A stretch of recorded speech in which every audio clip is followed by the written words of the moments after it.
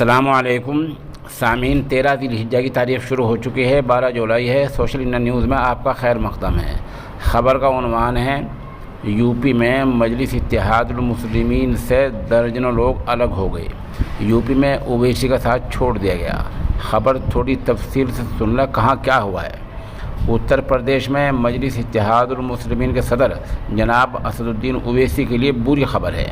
پریاگ راج یعنی الہ آباد میں اسد الدین اویسی کی پارٹی AIMIM کے کئی کارکن بڑے پیمانے پر استعفیٰ دینے جا رہے ہیں۔ بتایا جا رہا ہے کہ پریاگ راج میں ضلع اور شہر کمیٹی سے وابستہ مجلس کے تمام اراکین پارٹی چھوڑ دیں گے۔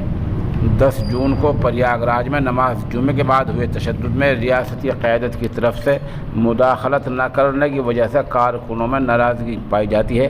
ان کا کہنا ہے کہ آزمائشی گھڑی میں پارٹی قیادت نے ہمیں تنہا چھوڑ دیا ہے اور کوئی خیر خبر نہیں لی ہے۔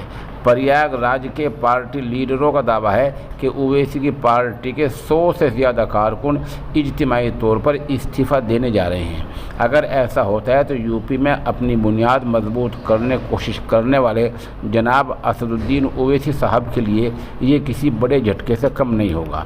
بتا دیں کہ AIMIM کے ضلع صدر شالم اور ذیشان رحمانی کے خلاف 10 جون کو تشدد کے معاملے میں مقدمہ درج کیا گیا ہے۔